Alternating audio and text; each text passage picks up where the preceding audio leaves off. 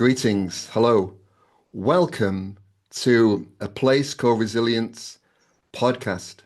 I'm Martin Perry, and I'm here with my friend and co-host, Emmy Sharling. Emmy, greetings. Thank you. And tonight we have a special guest joining us from Israel, our good friend, Gary Natan. Gary, Thank you. Nice to be welcome. here. Welcome to A Place Called Resilience podcast. Thank you. You're very welcome. Now, for anybody tuning in for the first time, A Place Called Resilience podcast is really a research about the quality of resilience and the part it plays in our journey through life in this part of the universe. And it starts from a very open position as what exactly is resilience? One might think resilience is related to strength in adversity, fortitude, overcoming the odds. But our experiences so far on this podcast show resilience has a range of different faces.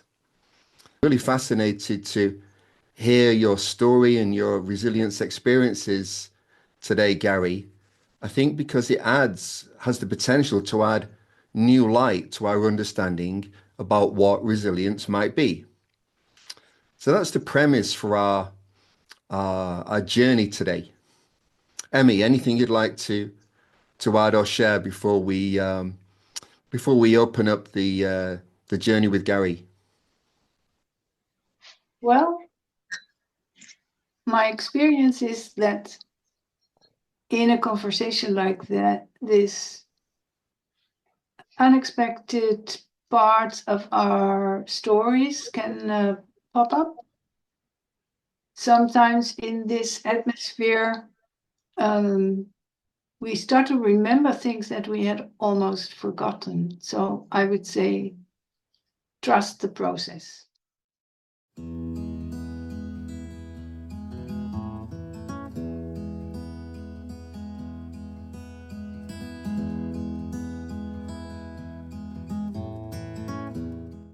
So Gary, Yes.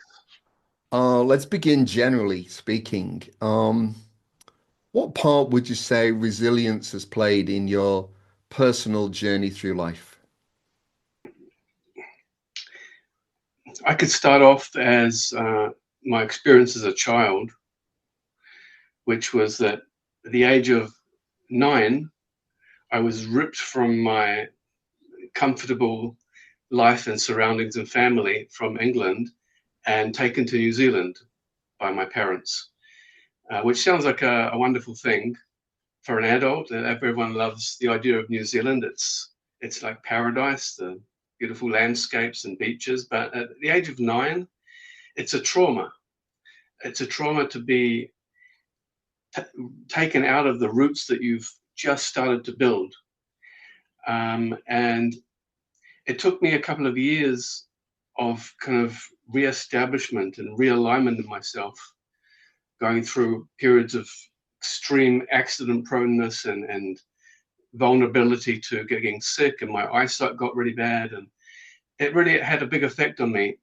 And there had to be something that pulled me back to the line of my life, to establish new friends and to get to know a new place. And I think for a child in that situation, it takes something that they've never really needed to draw on before, a kind of resilience that is difficult for the first time and first experience.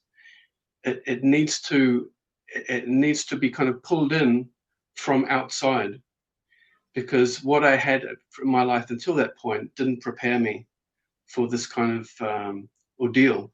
It really was an ordeal. So this is where I would start, because this was a largely formatory period of my life. And I think that as I grew, I became very able to focus on the things that I decided to do, and wouldn't give up on things if I started them. And this was another expression, I think, for the resilience, because it's one thing to make a decision and to want something, but when it gets difficult, or when it becomes full of unforeseen obstacles or problems, or people even around you telling you that it won't work, or that you can't do it, or that it's not a good idea, you need to find in yourself the ability to keep at it. And it's not easy sometimes, because all it seems to be that common sense is telling you that it's not, you shouldn't continue, just let it go, but when you're determined, you don't want to let it go. And I think this is one of the features of resilience, is that it has to come from a genuine desire, or need at least, to achieve something, or to get somewhere, or to be with something.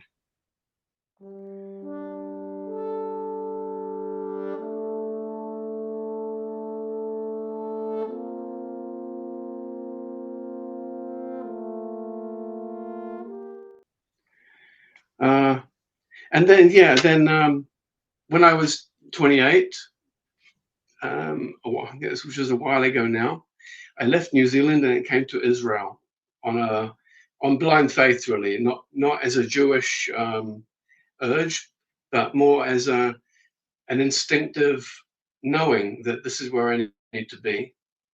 I didn't know anybody here. I didn't have any family here.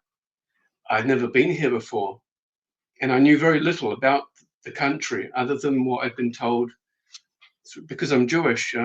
I was in Jewish youth groups, and they always talked about Israel. It was something that, it was like the thing that people wanted to do as young Jewish youths. And so I adopted this idea as well. And as I grew, it kind of adapted according to where I was in my life, to a point when it just felt like this was the time, this was the right thing to do, not to visit, but just to come here to live. And you don't realize how many things there are that you're used to, that you just assume that this is the way it is everywhere. Little things that, until you actually come up against that they're different than somewhere else, or that other people aren't like that, it's like you never really are able to absorb that it can be different. And there's a lot of things that I just wasn't expecting when I came to Israel. A lot of differences and challenges that I had no way of knowing about in advance. That, again, it really took a different kind of strength and endurance to get through them, to the point where I really felt like I was comfortable, and felt like I was like I fitted here. Because you can go for years feeling like a foreigner, because you carry on doing the things that you always did, and behaving in a way that fits with the land you're from, but not with the land you're in now. Which is why you can always spot a tourist on vacation in a country, because they carry something different to the place that you see them in. It's like a piece of a jigsaw puzzle that's in the wrong place. You just spot it straight away. It doesn't belong to the picture. So this is what I would say to start with, kind of a long preamble. Yeah, thank you. Emmy, anything you want to come in with first of all? Not at this point, no, thank you. How did there's two main questions really. How did the experience in New Zealand shape your resilience when you arrived in Israel? In other words, how did it aid you in developing the resilience to deal with the challenges of being in Israel? Number two, can you share some stories or moments that give an indication of how the challenges you faced in Israel and how you adapted to them, and or the part resilience played in helping you stay intact and not become, I don't know, dispersed by Mhm. the challenges of immersing yourself in a new country and a new society. Mm. Okay.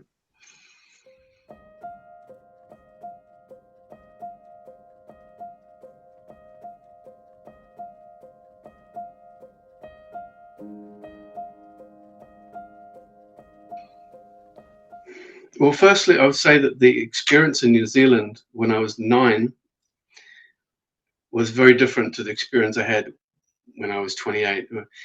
The first reason being a totally different country, and New Zealand is more similar to England than Israel is to either of them. This is the first thing. The second thing is that being at an age, being at that age of 9, it's a very delicate age, I think, for forming one's identity and sense of self, and to be forced to into a different surrounding reality, that it was difficult from that level of being that it wasn't my decision.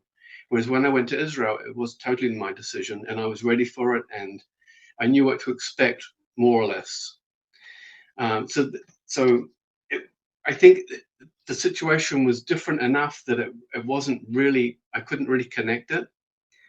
But I think what it did do, I saw my friends that had grown up in New Zealand, and they'd never left the country, and there was something about them that was just kind of stuck, or something in the way that they saw life or saw the world, that it was very, very limited, and they were almost afraid of the idea of outside New Zealand, as if it was something alien, even, and so that they didn't have something in their mind that proved to themselves that they could manage and they could adapt to a different place.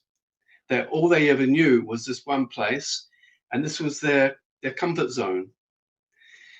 So I think this was a very important thing that it did for me, is that it showed me that I could adapt to a complete change in everything. Um, when I got to Israel, I can give some funny examples of things that you wouldn't think of in advance. I mean, you think of the people, the language, the climate, the way they dress. You think all these things are like obvious things that you can predict. Will be different. But there was one example where I was going out for the evening with my friend I found a flat with, and we were driving along, and she said, "Okay, we need to stop for petrol." So I said, "Okay, I want to get a bar of chocolate while we're in there." And she said, "They don't sell chocolate." And I went, "Well, what do you mean they don't sell? Of course they sell chocolates. So it's a service station." She went, "No, they don't sell chocolate. They just sell petrol." And it's like I was I was that convinced in myself that this is the way. All petrol stations had a shop. You could buy ice cream, drinks, anything you want, especially chocolate. If they had nothing else, they would have chocolate. It was just a given. I was so convinced of myself that I argued with her. I said, "Of course they do. You're wrong." And she's saying, "No, they don't." I just thought she just, I don't know, delusional for the moment, that she'd forgotten. So we pulled into this petrol station, and literally all there was a petrol pump. That's it. And I discovered that in Israel at the time, in 1993, when I came there, they hadn't adapted service stations yet to the point where they had other things than needs for the car.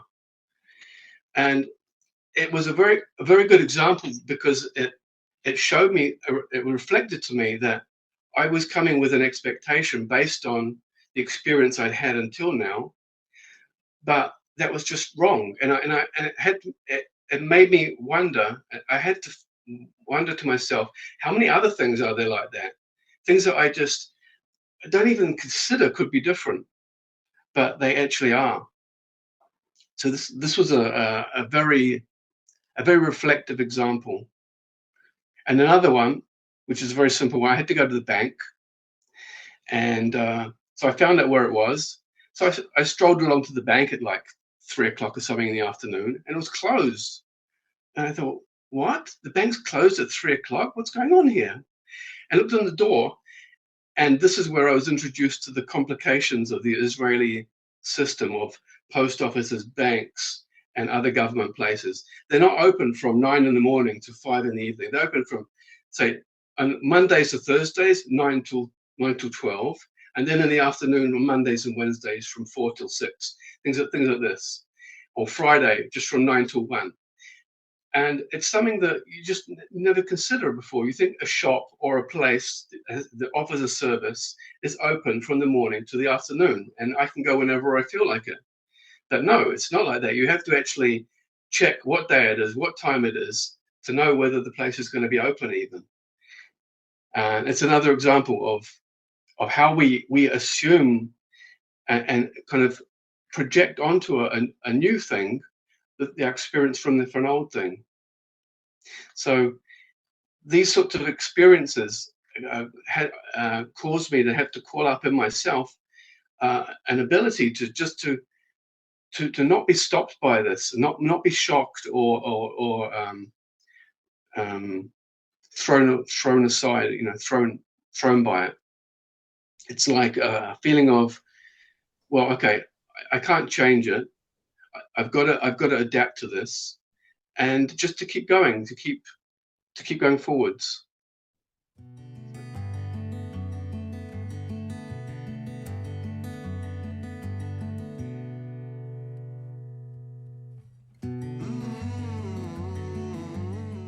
So you made a comparison between 9-year-old Gary being taken to New Zealand versus 28-year-old Gary making a conscious decision to go to Israel. Mm. And I'm wondering, in making a conscious decision, if you now locate yourself around, for example, certain characteristics, e.g. adventurer, explorer, putting yourself in uncomfortable situations, which give meaning to why you're there, which increase capacity to handle the variance, but also tap into your reasonings, which may be unconscious. You're drawn there. There's something about it. You're not yet sure, but nevertheless, there's an attraction that takes you there. And I'm wondering what part these characteristics of being able to identify oneself through the qualities of exploration, discovery, and adventure, all the deeper reasoning as to why you're there, how they aid the ability to withstand the variance and the challenge the variance brings. I think one aspect of it is the fact that you've kind of made the plunge, you've jumped in the water, you've committed yourself, and there's really no choice but just to try and swim. This is one aspect of it. So it's an element of commitment. The other element is not minding the differences and not being afraid of change, and not being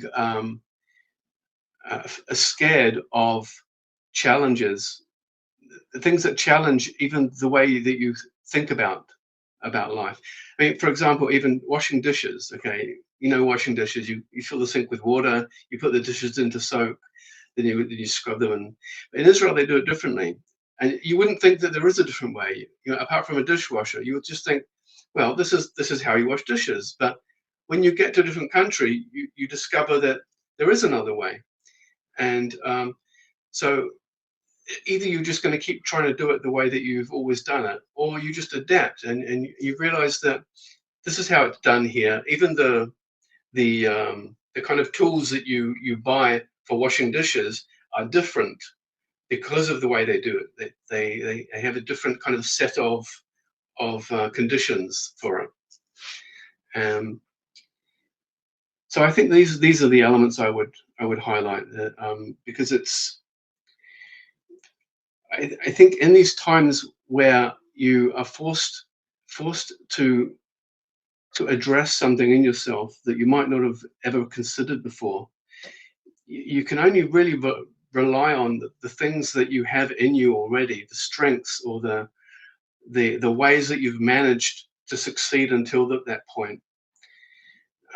Which is why it's good to have a good diverse experience with life, and to be able to have put yourself in many different situations and see how you manage with it.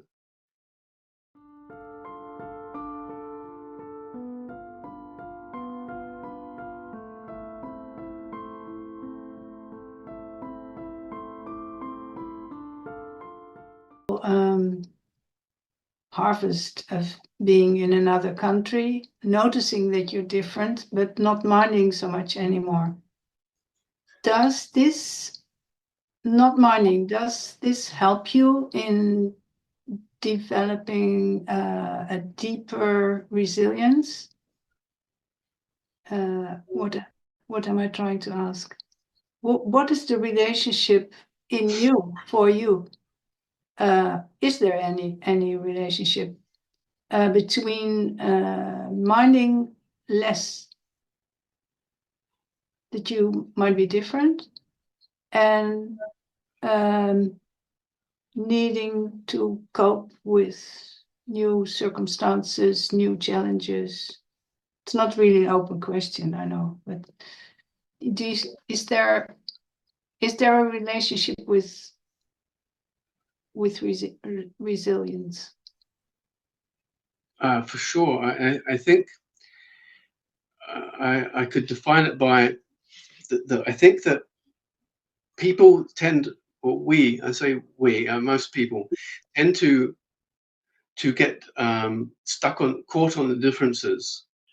That if there's something that's different to the way that you know it or the way that you understand it, it's very easy to get stuck on that, and then you can't move anymore.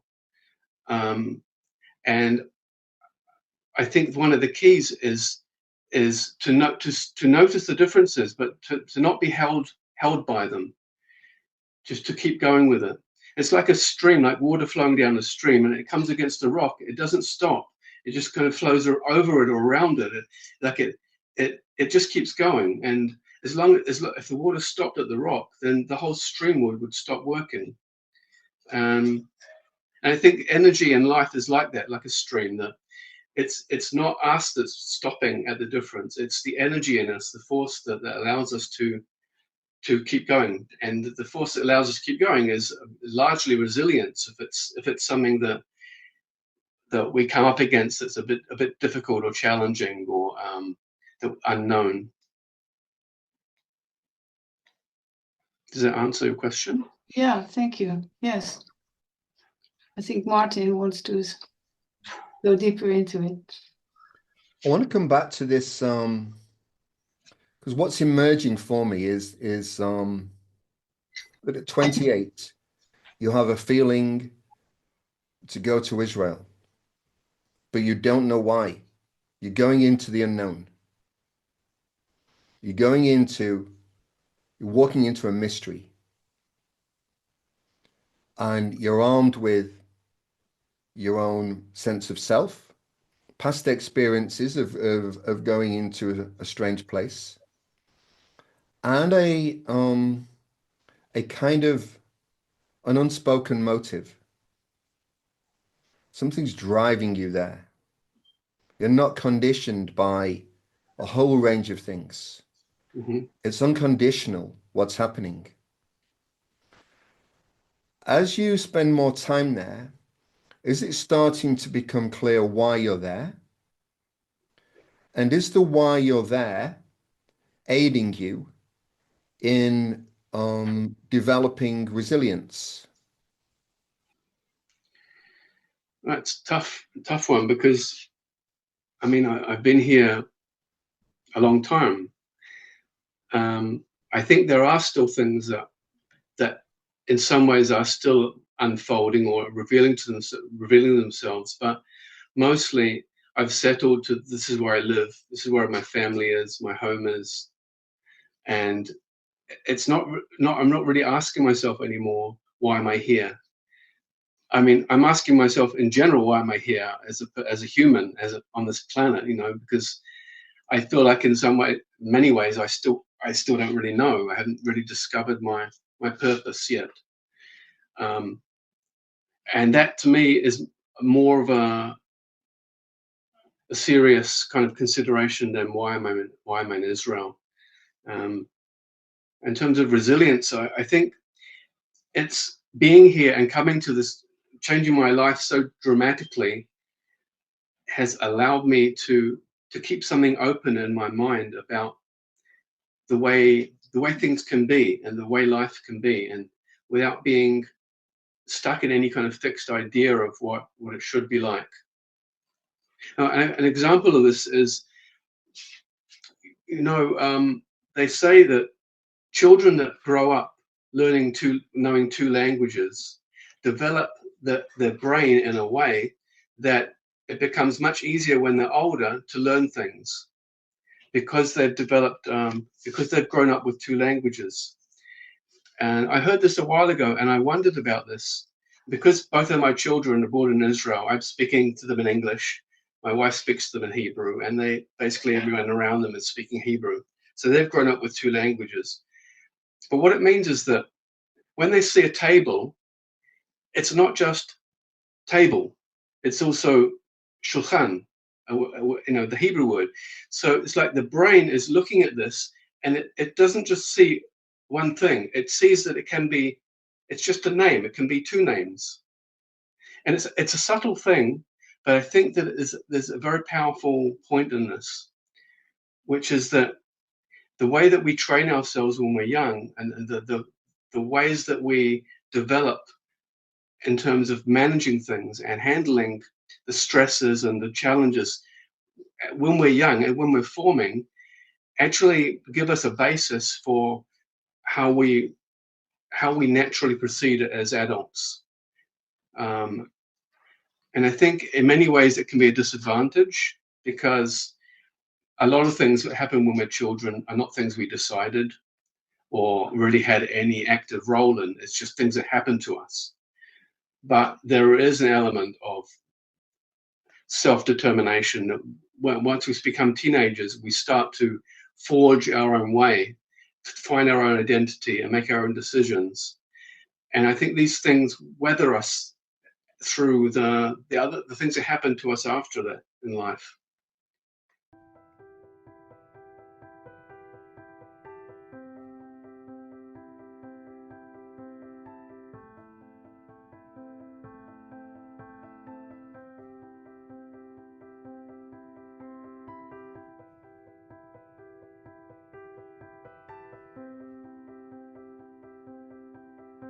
Well, the example of the bilingual education I found interesting, because it seems that children do not identify sounds with the sound with the object, but are learning from a very young age that something can be described differently in different tribes, you could almost say. So there is less attachment to the language, but also the thinking of something is not the word, but something is how it is described in one language or another one. That brought me. Yeah, and the other point there is it's not just about things. It's also about ourselves. How we identify ourselves. Do we identify ourselves with one word? Like I don't think of myself as Gary. I have another name that I identify more with, that I chose for myself. Yes. But even that, I wouldn't say that's me. And I think the fact that you can have two names or more, it's the same way as the learning two languages. It gives you the ability to resist identifying yourself as one thing. Yes. Can I ask you something about that? Does that fact that you can identify more than one part in yourself, does that help you to be more resilient, or how does it play out? Yeah, I think it does, because what I've understood about resilience is it's not one thing. It's not like a table that's what it is. It's got the four legs, it's got this top, it's got made from this material. It can be many things.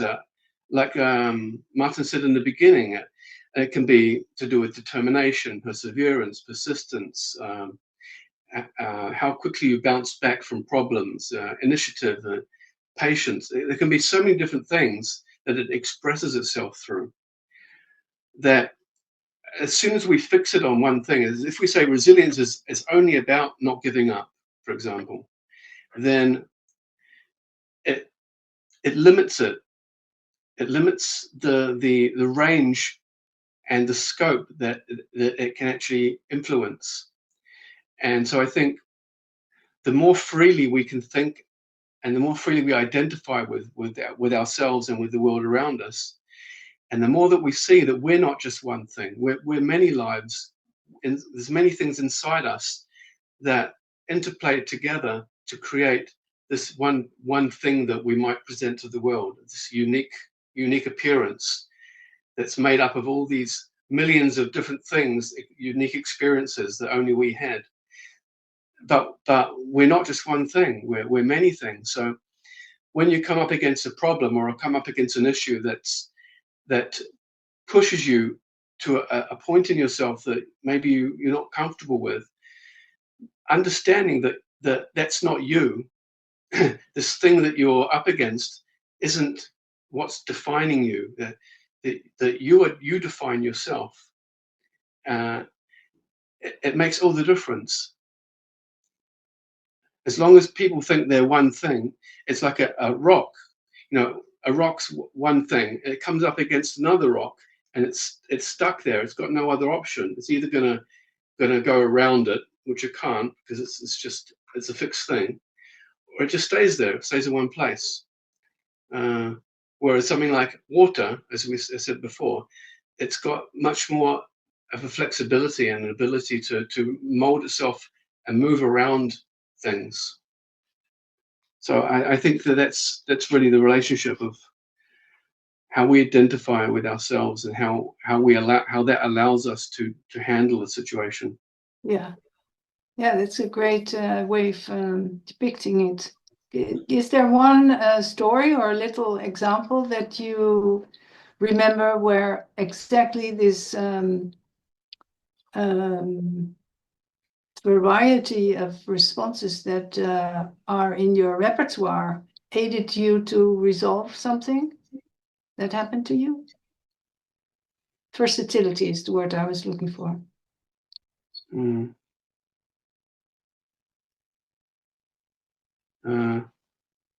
If not, something just comes to mind. Something happened a while ago, not long after I'd been in Israel. I'd been here a couple of years, and I went to a second-hand shop to buy a fridge, and so I found this fridge that I wanted, and they were supposed to be delivering it to me the next day or something.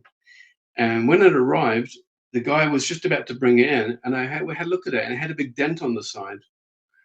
And I said to him, "It's got a dent in it." And he says, "Well, this is the fridge. This is what you ordered." I said, "No, it didn't have a dent in it when I ordered it." And he said, "No, well, I've got to deliver it. I'm just a delivery guy. I don't." And because I came from a cooler country, which is from before Israel, because Israelis can be quite hot-blooded and quite passionate, and what the general response will be in this situation from an Israeli would be, "What are you talking about? You can't do this to me. This is wrong." And they would get very loud and very passionate, and then the other person would get very loud and very passionate, and an argument would be created, and in the end, whatever would happen would happen. But because of my character and where I came from, I was able to use, I just came from my resources of how I handle things. And I said, well, I'm not prepared for that. It's not reasonable. What I ordered was this fridge. It didn't have a dent in it. I'm not going to pay it. And he went, no, you have to pay it. You have to pay it. And I said, no, I'm not going to pay it. And like, he was completely thrown off. He didn't know how to handle it. So he just kind of went, oh, all right then. And he went and called his boss, and the boss told him to bring it back.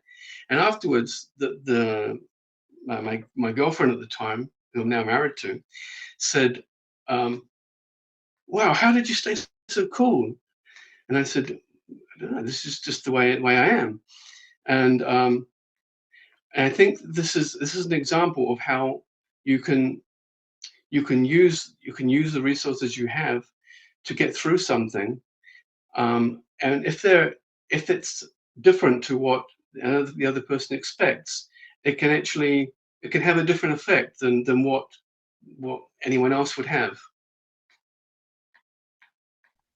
Yeah, nice one. Good story.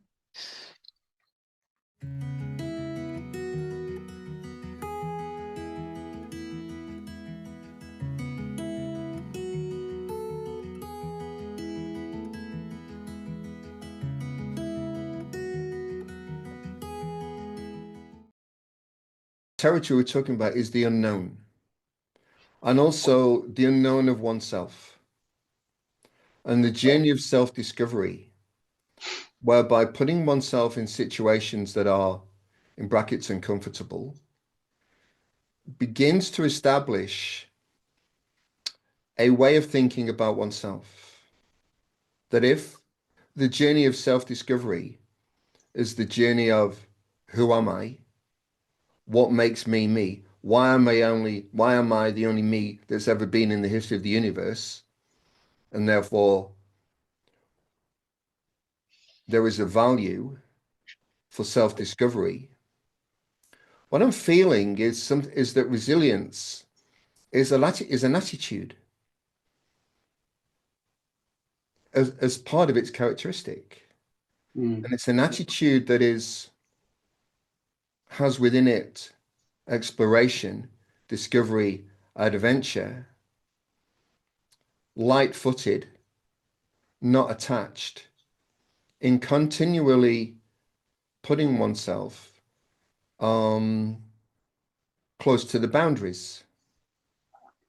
And that, your examples of being exported into foreign lands are great examples of facing the unknown and developing resources in being able to integrate with the unknown so they become known.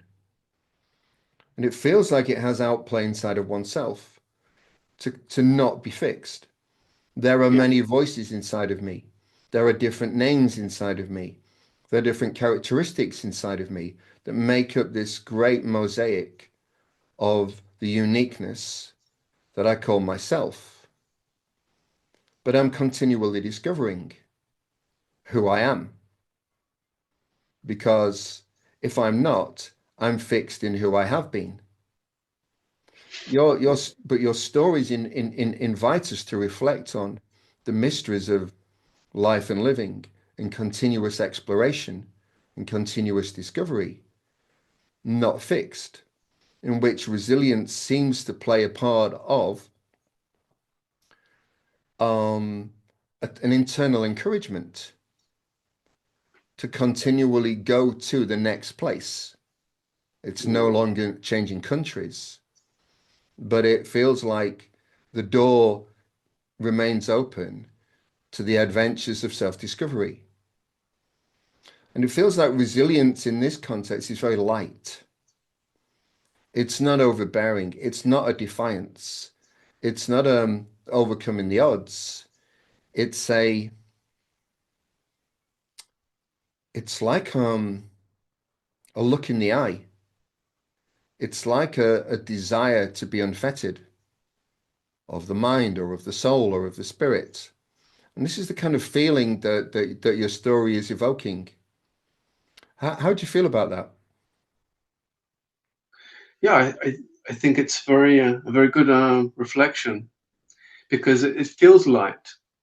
And I think it's all about flexibility, really, because I think it has two sides to it. One is the openness and the flexibility to change, and the other one, which is a different story I had that I haven't shared yet, which is to do with having something in you that you can cling to, or that can allow you to give you the strength to keep going when you might not feel it.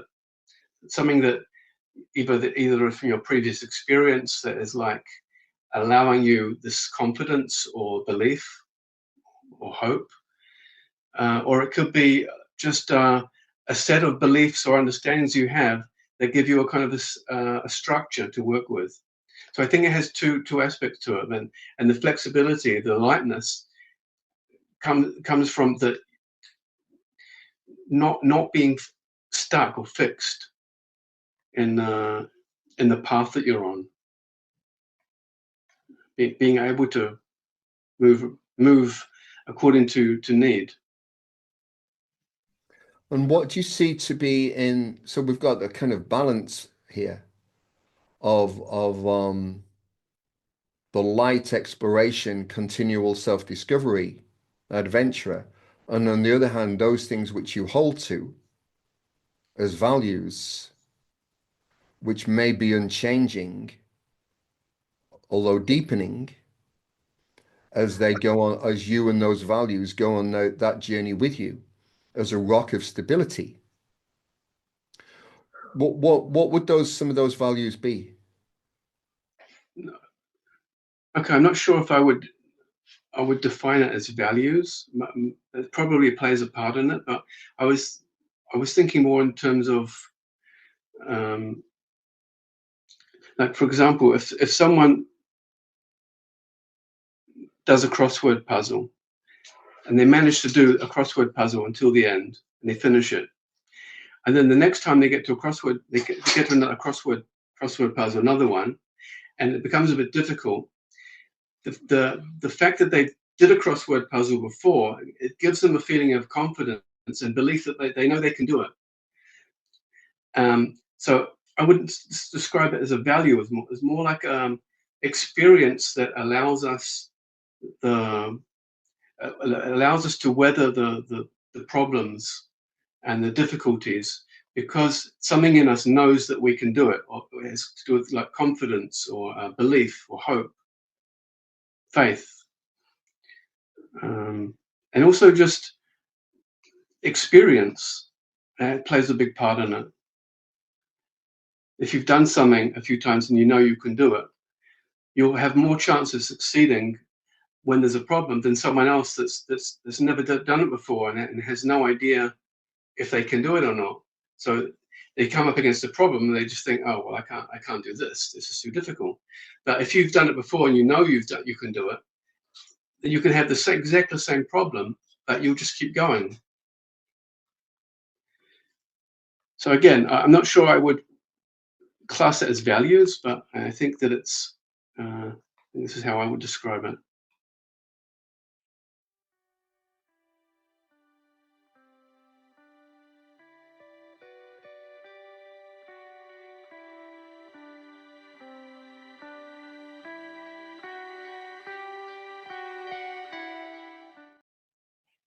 Maybe they're attitudes that you have to situations.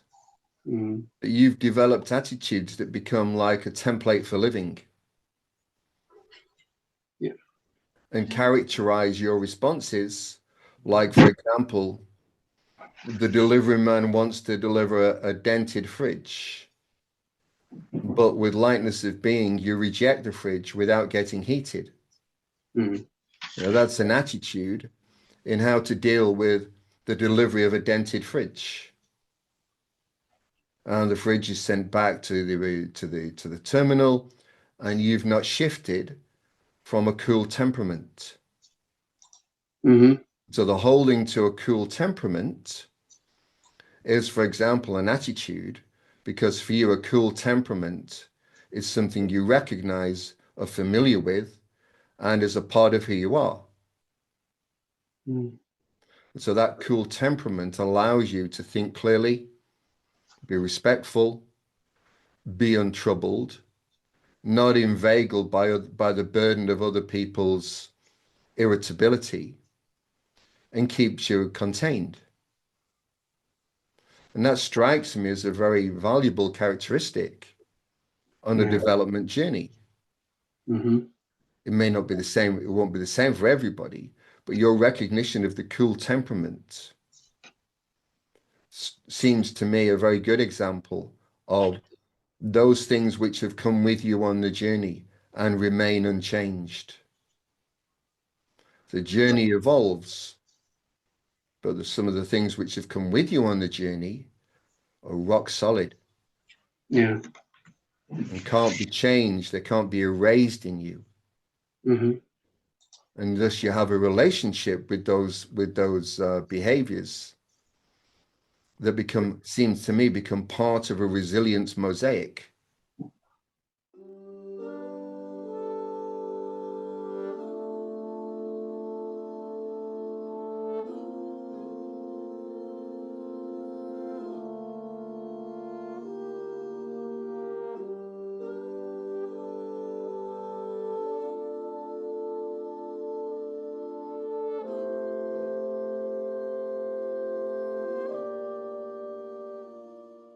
Yeah, Gary, you just mentioned something not so long ago about your belief in understandings that helped you deal with situations. And if I'm not mistaken, I heard you refer to like a place in yourself where there's this stability that you can go to.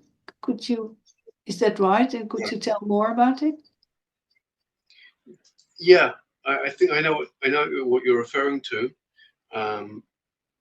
That it brings a different story that I have. Well, it's not really even a story. It's more like another way of looking at it that does and kind of encapsulate this point you just asked about. And it's to do with work, but it's more broad than that. It can relate to anything, which is that I'm in a particular kind of work where I'm dealing with documents and company that has many different departments, has software, mechanical, R&D, updates. They have all different marketing, all different departments, and each one of them can come with a request for a certain document. And so at any one time, you can have 15 different documents that are being asked for. And you can sit there in the beginning of the day and look at this list of things you need to do and just be overwhelmed. And just sometimes I felt like grabbing my laptop and throwing it out the window, literally, because I just thought it's too much. It's too much. I don't know where to start. And I think in this situation, there's a couple of overriding principles that are necessary to find resilience to start. One of them is the fact that this is my job. This is what I'm paid for. I have no choice. This is one aspect. Another aspect is that no one else is going to do this. If I don't do it, no one else is going to do it. And another one is that putting it off isn't going to achieve anything. It will just make it worse and make it more difficult. And so these things are there so that I can apply myself to dealing with the mountain of tasks. And then I have to go to a system in myself that allows me to handle the overwhelming feeling of it. And the first one is to prioritize, to find out which is the most important, which is the one that's needed soonest, or which is the one that's most urgent for the company. The second thing is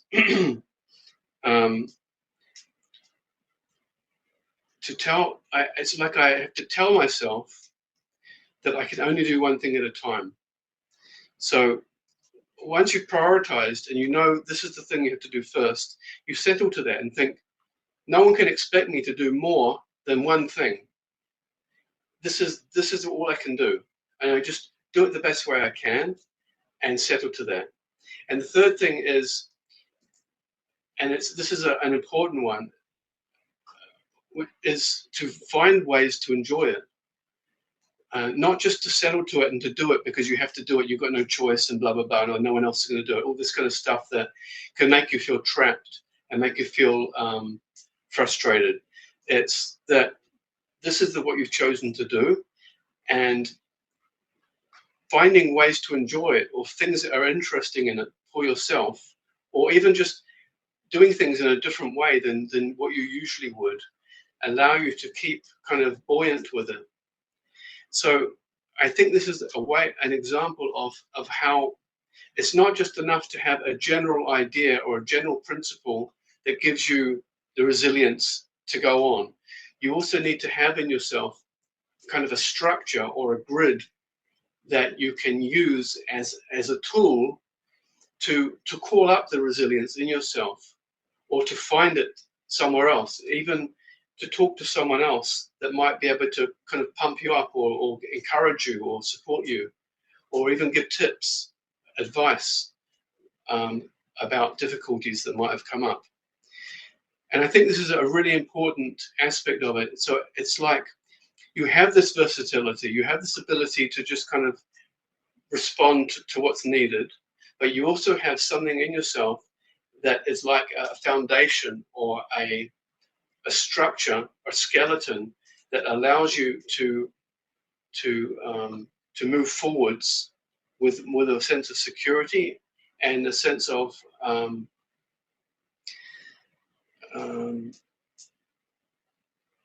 surety, certainty that of what you're doing and the way you're doing it.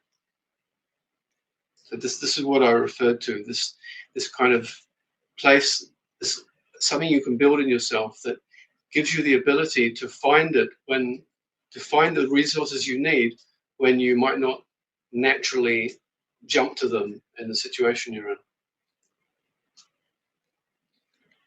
Yeah, great. I'm sure Martin wants to give the higher view of this one. Well, what I feel we could name this podcast is Gary Natan Templates for Living. In Please. in what you're characterizing, Right. is beginning to reveal itself in the accompaniment to the journey into the unknown, or the journey of self-discovery. Is you're showing us, and it began with the man wants to deliver a dented refrigerator, and you maintained a cool temperament, which falls under the auspices of Gary Natan's Templates for Living. Now you've taken us into the office, faced with overwhelm, another dented refrigerator, and instead of succumbing to the overwhelm and the overbearing pressure on the nervous system, you've found a template for living. In other words, a way of being able to be you in the midst of a mountain of overwhelm and paperwork. And this strikes me as a very, very good practical resource, and something well worth exploring and sharing as to what exactly templates for living are, and how a person discovers or creates their own templates for living. Yeah.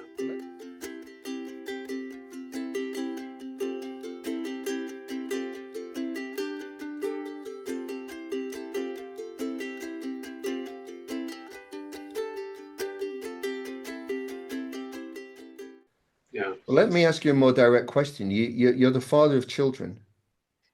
Well, And I wonder if when children, the children, it's right. the youngest is nearly 18, so children, Okay, well, they have been children, they were. but nevertheless, at the age that they are, I imagine they may come to you with life challenges and issues and Yeah. experiences to share with you. Are you able to help them create their own templates for living, given it's something you've done yourself? Yeah, well, I think any parent would know that it's a very complex question, because we try our best, we give the best advice we can, and they kind of go find their ways of deliberately ignoring it. And it can be frustrating, because you know the advice you've given is completely reasonable and logical, and no one could give better advice. And yet somehow they find a way of dismissing it. But I really think that the best way that I've managed to pass things on to my girls is by example. I think that they've seen in me the aspect. Well, actually, it's more than thing. I know that they've seen in me the aspect of not giving up. Things when they've asked my help with something, and after 3 hours, I'm still trying to do it, and they're going, "No, don't worry about it. It's okay. It doesn't matter." And I'm going, "No, I'll do it." And whereas in one level it could be seen as kind of like pig-headed, stubborn, and another level it really is setting an example of not giving up, and finding, sometimes trying for an hour to do something and then just trying a different way. And these sorts of examples, I think, give a lot of value, because they can see in a live way that it leads to something, it leads to a result, rather than it being some kind of theory or some kind of advice that sounds good from a book, but they don't know if it really relates to their lives. So they can see many different examples of the way that we're behaving as adults and the things that we manage to achieve, and they can take from that what's relevant for their own lives. And as far as the template goes, I mean, I think this is just something that each person forms up for themselves as they go, really, and no two people are the same. So everyone has, like, for example, about resilience, everyone has a different experience with this, and everyone has different things. Like the examples I gave worked for me with my workload. For another person, it might not work. They need something else. And I don't think it's for any one person to be able to say for another what works for them.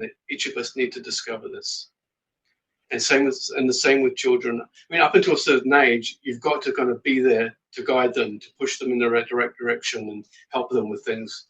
But when they get to a certain age in themselves where they can start to make their own decisions, then it's just a matter of kind of like standing back and in some ways seeing the fruits of what you've done until now and how that will help.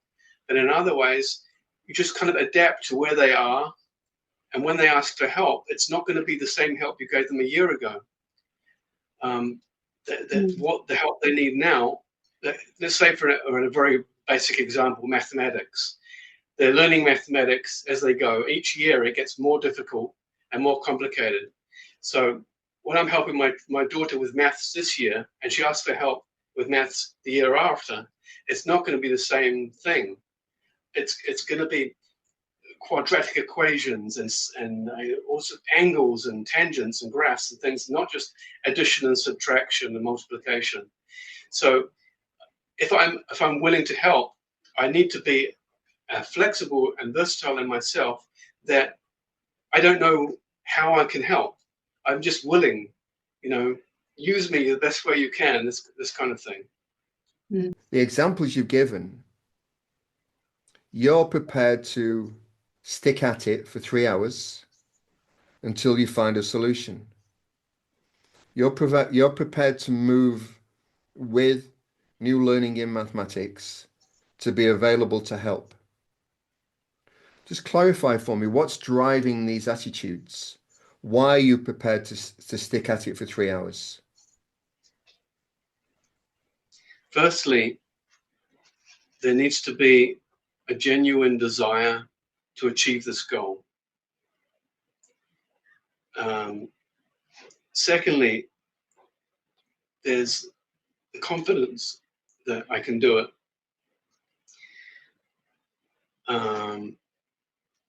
and also that there's more value in giving it my best shot than just saying, oh, okay, I sorry, I can't help you with this. You know, I think that these are this is my initial response.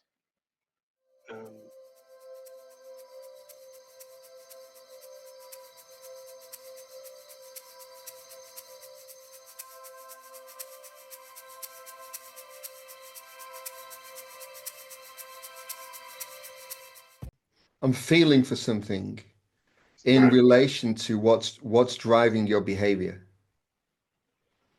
You know, this is part of your template for living. Then I will carry on in this quest until I provide a solution to the problem. 3 hours, 4 hours, it doesn't matter how long it takes. That's secondary. Because if you ask me to provide a solution to a problem, I will stick at that and be undaunted until I arrive at a solution. Now that's an attitude. Yeah. That's coming out of Gary Natan's template for living. You've decided it's going to be that way. The refrigerator's dent, I won't be accepting it. Thank you very much with a cool temperament. Overwhelming the office, I'm not being overwhelmed. I'm dealing with it through my template for living. Bring me a problem, I'll find a solution through my template for living. Now, what's emerging in this conversation for me is a greater clarity about what's happening with you through your behavior and how you do things. There's a missing part for me, which is to do with the motivation and what's driving it and where you're drawing the power from to be like this. That's what I'm searching for right now. I see. Well, I think that's the toughest question you've asked so far. But you'll provide a solution to this problem, I am sure. It could take 3 hours, though. That's okay. You're gifted the time at a place called resilience. Right. I don't know if I would answer this differently to what I just said. Actually, I think it seems complicated, but in another way, it's actually very simple. And I think it is as simple as believing in the goal, or believing in the thing that I'm trying to do, and really being determined to see it through. I mean, I don't think someone could stick at something for 3 hours if they don't believe that they can do it, for a start, or if they don't believe it's necessary, or if they don't want to. All of these things would prevent them from having the resilience, having a resilient attitude towards the task. And I think these 3 points are the main issue for me.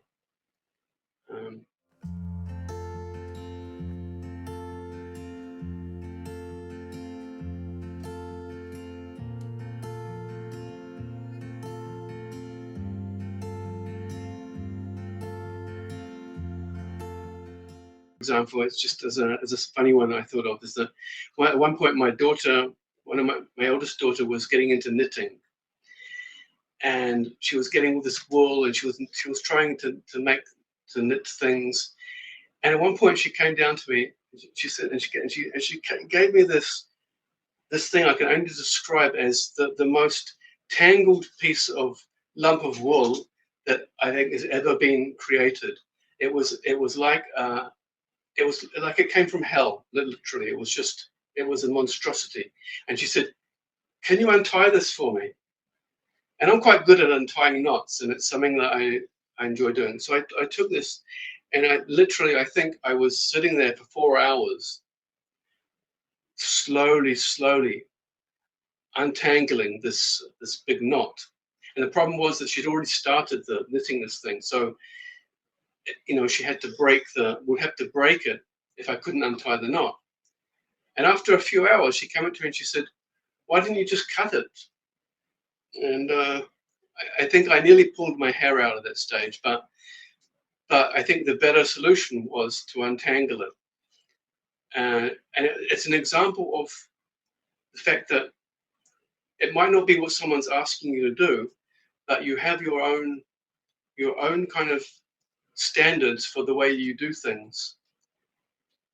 And this can often be a very defining difference in the way that people do things. And if someone does something the way that they think other people expect it to be done, then they automatically limit themselves to what other people expect.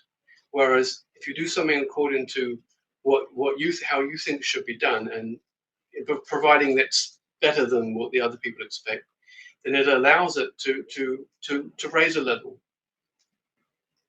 Yeah. Yeah, and you're also drawing on inexhaustible levels of patience. Yeah. Yeah. Which comes across as a surprise to the impatient. Whereas for you, time does not appear to be a factor in the resolution of the wool from hell. But when you're in the middle of the wool from hell, and let's say you're 2 hours in, what's your, and you know the wool can be unraveled at some point. But what's your guiding principle here? Is it that I've been asked to do this task? I set high standards. I solve problems. It doesn't matter how big the problem is. You've brought it to my desk. I therefore am committed to coming back to you with wool that's unknotted. Yeah. Because that is the guarantee I give from within my template for living. And it comes with a guarantee that bring a problem to my door and I'll return to you with a resolution. Yeah. Now that is going quite deep. I asked the question about motivation. That strikes me as being quite close to motivation, is you have a personal inner world standard, gold standard of what you do and who you are when you do it. In other words, what you draw on and who you become in the midst of untangling the wool from hell.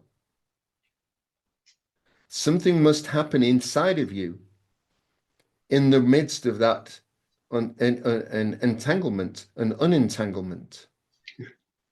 Yeah. You can't be bored or restless or irritated. Something's happening in you that to the outside observer seems unusual. Yeah. But I wonder what that might be. Yeah, I think it's a good point, because it's not just a matter of the end result, ending up with a ball of wool that's untangled. There has to be something in the process that, like I said before, that you find a way of enjoying it, finding something about it that's interesting, and it's a challenge more than anything to untangle this lump of wool. It's a challenge, and so every time I start to feel myself like, how much longer is this going to take? It's like keep going. You're nearly there. You can do this, and yeah, and it can be interesting, even though it's just a lump of wool. It's like, because no one sat there and tied up this wool into a big knot. It just happened on its own, and it's amazing to look at this thing and think, how did this happen on its own? It's unbelievable. And there must be a simple way of untying this, but it just doesn't really work that simply. So that's a big part of it, I think. I think generally in life, the processes that we have is the most important part, rather than the end result. I mean, when we get to the end of our lives, maybe we'll have a 6-story mansion and 3 Porsches and a dog and a large garden. but that's not what defines us. What defines us is what we've done with our lives and how we got to these things, and how what we had to fight against and struggle with, and the relationships we had. And these are the things that will define us. It's the journey to the point. Yeah, it's a shame they don't award 8-figure salaries for unraveling untangling balls of wool. It definitely is, yeah. You'd be a very, very rich man. All the balls of wool in the world that come from hell would be brought to your door. Yeah, and if I was that rich, I wouldn't even need to untangle them. I'd just buy a new ball. Yeah, I just think how, I mean, I feel my heart sinks when you say that to me. That really, the solution can be bought rather than the solution can be actually worked through and fought for with patience and calmness and a desire to reach a solution beyond what others might think is reasonable. Yeah. But it etches something in your life, and it etches something into the air in relation to the solving of knotty problems. Mm-hmm. I wish you were on the world stage negotiating with world leaders. I would trust you to solve a lot of world problems through the Gary Natan template for living. Emmy, sorry. Well, I was going to say you are paid, but in a different currency.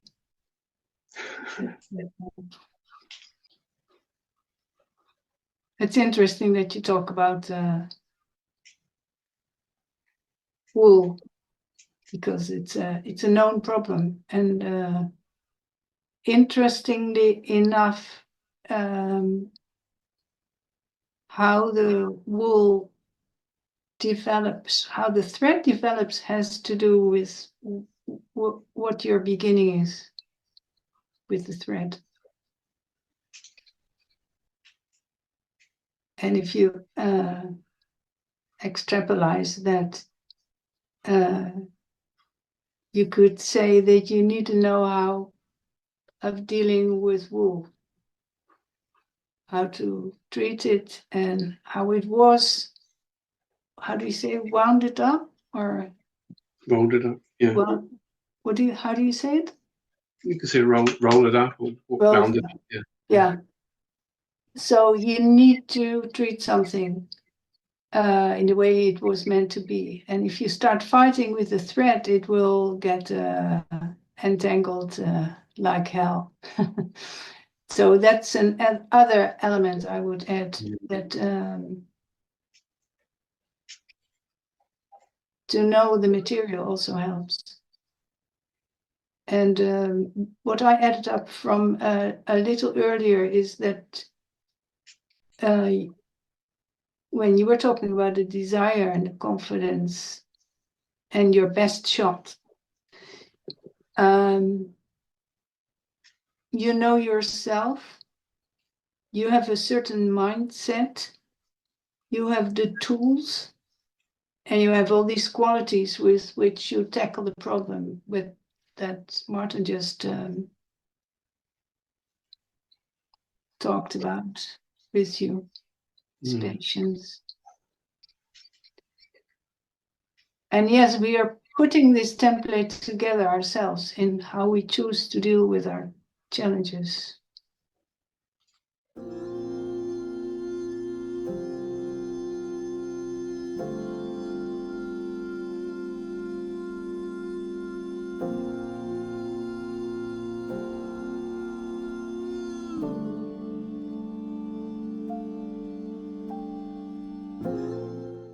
So I think we're coming to the end of this exploration. Yeah. It's been a really rich journey with you, Gary. Fascinating, interesting, and I'm wondering, before we finish, if you have any final words. Are there what this experience has been like for you, or any reflections about resilience as it's revealed itself to you during this conversation? Well, first I'd start by saying it was very enjoyable for me too, and really enjoyed the interplay between the three of us and what it allowed to come out.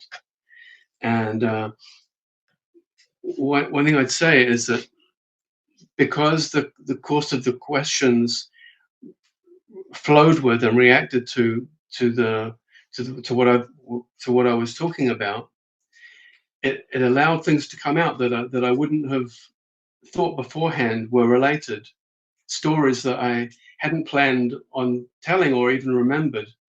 And I think this is a point that as long as you try and think, what stories do I have about resilience? What stories do I have about resilience? It's like you're coming with a lump, like as I was talking about before. But when you actually find yourself in resilience, things come to you that are related to it, and you remember things from the past that had the same quality or the same kind of motivation behind them.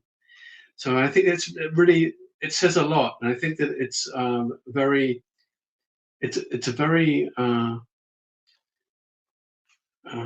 the word, effective way of conducting this kind of process, because it allows in a natural way things to come out without actually planning too much in advance.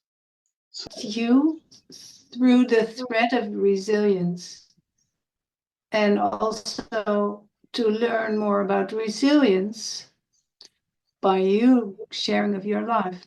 Very rich experience. So I want to thank you for your openness and honesty. And it feels as if I know you a little bit more. Thank you. Yeah, I agree. So thank you very much, Gary. It feels like we got a glimpse into your world, a glimpse, right. but it was a very rich glimpse. Yeah, thank you. I found the glimpse was afforded us another view into the world of resilience. Great. You know, this is our fourth journey, our fourth podcast, and each one has revealed very different stories that reflect the uniqueness of each person and allow us to see resilience in a different way. Yeah. And this glimpse into your world and your life and resilience this evening, I think shines a different light on it, which I find really fascinating. So thank you very, very much for joining us. Thank you. And I hope this will be of great value to people who watch this podcast. And some of what you say touches people and can support them on their journey of self-discovery. I hope so. Thank you, Emmy. Thank you, Emmy. Thank you, Gary. And we'll see you all next time. Okay. Yes. Thank you.